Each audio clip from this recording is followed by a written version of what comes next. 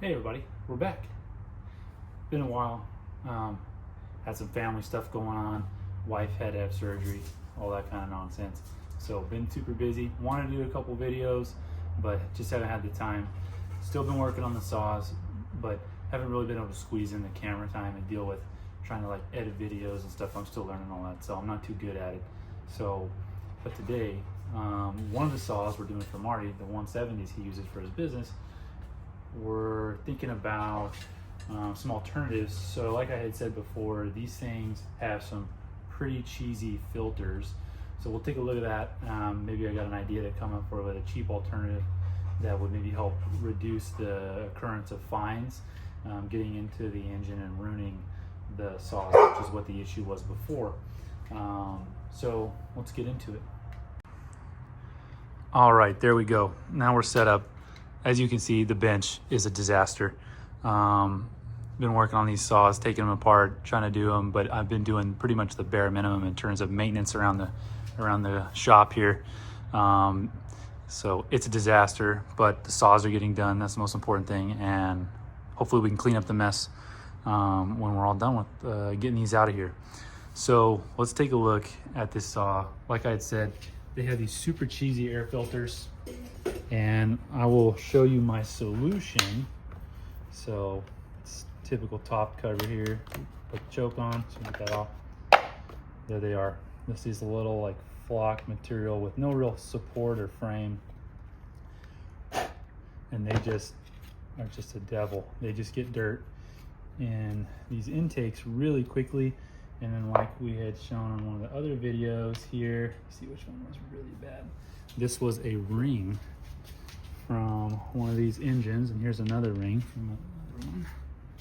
So we can see here, that one looks pretty good.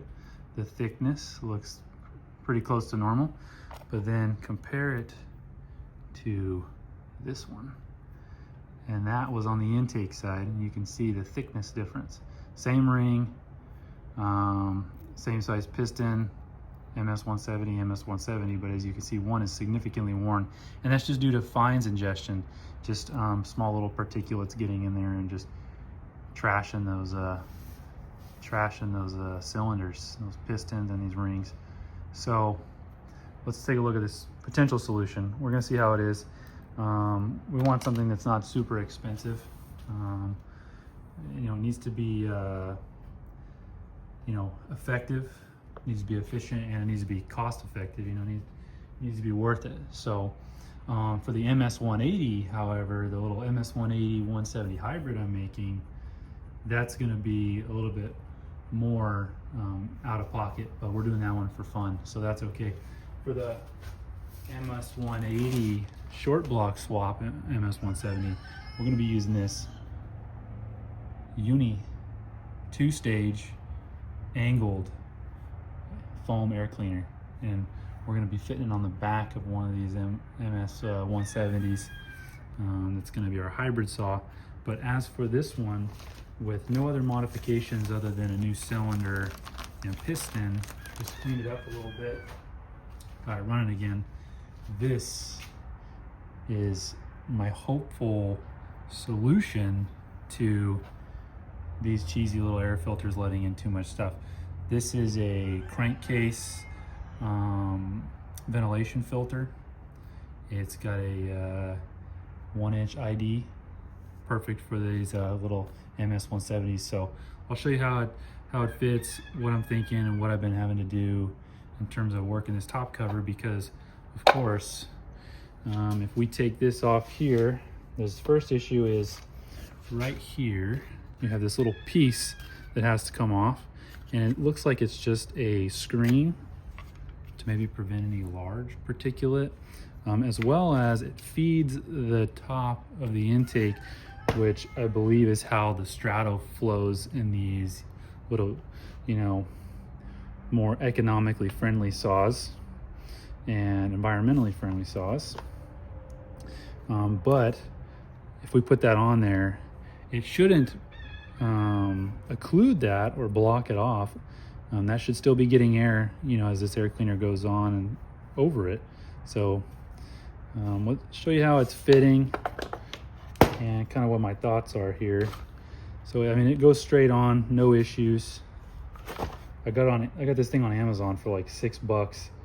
We're gonna see if it can hold up. Marty is willing to take this saw and test it and see if that's gonna be the way to go. Because hey, maybe a couple bucks on Amazon if you got to go through a couple of these a year.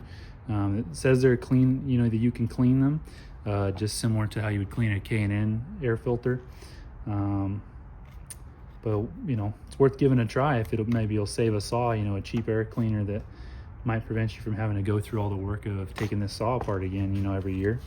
If you look, you can see it's pretty close to the spark plug, as well as, of course, if you try to fit on this top cover, that's just not happening. So we're gonna have to trim off some material here on the inside, which is actually used to retain the original air filter. And then we're gonna have to get a hole drilled through, and then we're gonna have to clear out a section here to fit this air filter. One consideration is this top cover is only held on by these 2 pins up here, and then actually the piece that actually holds the air cleaner down is what secures it and keeps it positioned on the saw. Without that piece of material there, this thing can kind of like shift backwards and forward, but with that material there, it keeps it in place, and then it has, of course, this little snap lock here that kind of holds it down where it belongs. There we go. And so we have to consider that we can't remove too much material here. We really need to have like maybe a lip coming out about a 1/2 inch or so on each side, as well as here, because it's going to hold it on all 4 points, and that's what we need. So let's get to it. I think the first thing will be show you here. So that's, you know, that's pretty much a no-brainer. That just goes straight on, and I think there's enough meat on there to keep that air cleaner on there fairly well. I've tried it once already, gave it a little trial run, and it seemed to have no issues with staying on there. I mean, you just snug it up here. Let's see. It's pretty much on there. I don't think it's going to come off. I don't think it's going to leak. It seems pretty sturdy, so I think there's enough material there to hold it on. Now the question is just making a cover to fit, right? I did a trial run last night with another old cover I had. Here we go. And you can see it goes on, goes down over. We just got to get it forward and then pop down there. But the only issue, the big issue with this one is, although it fits, I messed up and did not consider, like I had said, that the air cleaner, basically like the tabs that hold the air cleaner on, play a huge role in keeping this top cover in the right spot. Should have thought about that. So I cut off too much material, but that's okay. This was a trial run. This is a broken cover. I got a new one on the way anyways. So I think on this one, we're gonna try it. We're just gonna cut off just enough material to fit that air cleaner under there. But this kind of gives us a nice rough representation of what to expect here. So it needs a little more cleanup on the back, I think. But it does give us an idea. Now it looks okay. Looks kind of rowdy, having a little air cleaner sticking out the top of a 170. Kind of goofy, but also kind of cool. So we'll see how it goes. And like I said, this saw is stock otherwise. I don't think the improvement in airflow will really affect the carburetor, you know, being too lean or anything like that. I don't think there's that much difference in airflow than this. I'm just hoping for its more quality airflow, you know, not having so much junk in it. So that's the hopes. So I will trim this cover all up, see about start making it fit, maybe get a little bit of video of that, and yeah, see where we end up.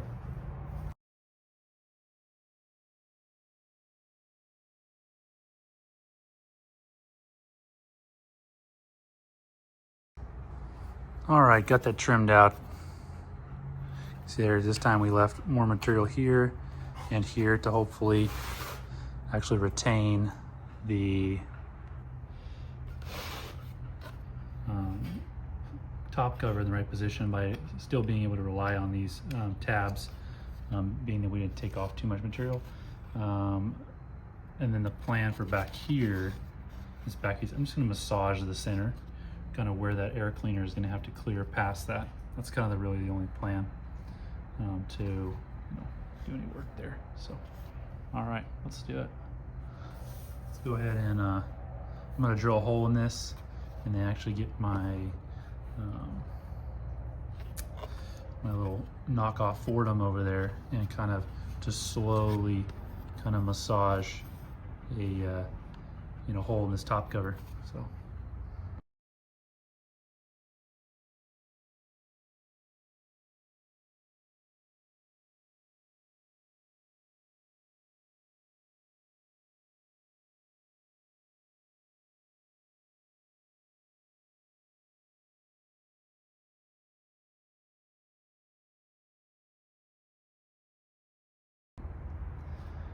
All right, and there we go.